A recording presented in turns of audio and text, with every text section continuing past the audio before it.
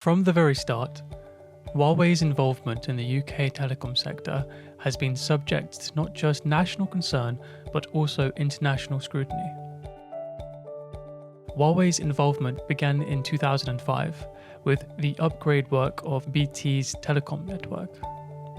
Huawei was awarded the upgrade contract of BT networks for a whopping $17 billion. According to sources, though BT had informed the UK government of Huawei's interest in the upgrade contract, BT failed to inform the government about the consequences of providing unregulated access to a critical telecommunication infrastructure. Almost 7 years after the contract was granted, the David Cameron government realised that access to telecom networks could lead to a serious threat to not only private and civilian privacy, but also public and military privacy.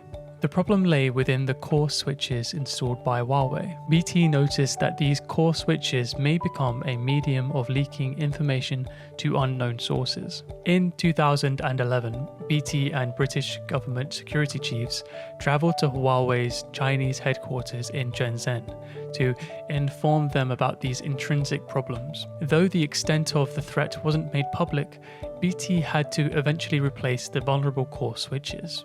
Due to these concerns over national security, an evaluation of Huawei's intentions needed to be undertaken. On paper, Huawei is a privately held company that is not owned or affiliated with the Chinese government. The company is independently owned by its employees through its employee stock option program. However, the main concern regarding Huawei's ownership stems from its founder, Ren Zhengfei, who was a former officer in China's army, the People's Liberation Army. Another source of major concern is Chinese law that can also require Chinese firms to cooperate with Chinese intelligence work. A lot of people are worried that Chinese intelligence may use the Huawei infrastructure to spy on other countries through its telecom equipment.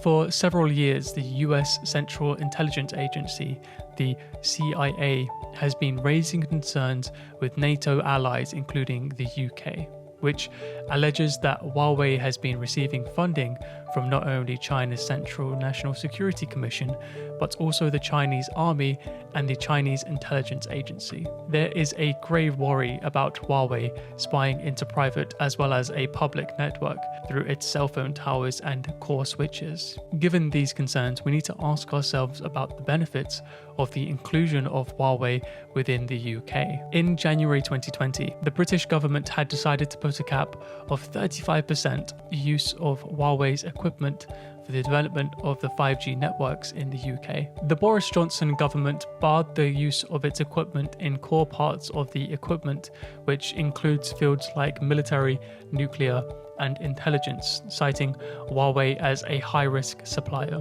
According to the government, one of the reasons for choosing Huawei was due to the shortage of service providers for developing 5G infrastructure, as well as the insistence of service providers like Vodafone, stating that removal of Huawei equipment would lead to escalating expenses and delay in the launch of 5G technology. Despite these reasons, on the 14th of July 2020, in a major reversal to its January policy, the British government announced a complete ban on the purchase of 5G equipment from the Chinese tech mammoth Huawei.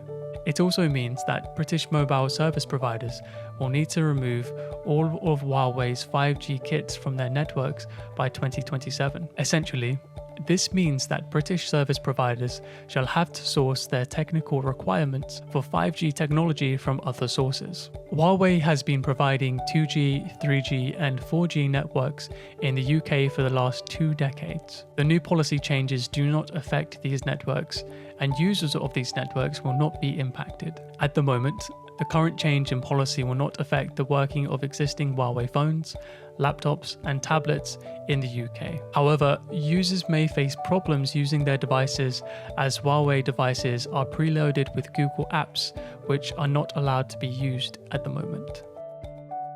With Huawei exiting Britain's telecom market, the UK radio equipment is now a duopoly of the existing two companies, Ericsson and Nokia. The delay in the rollout, coupled with looking for new service providers, is expecting to have an extra cost of about £2 billion to UK companies.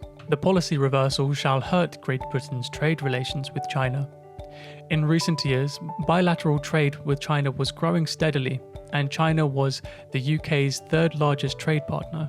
It may also have a negative effect on Chinese foreign investment in the UK, which was more than $8 billion in 2019 and rapidly growing.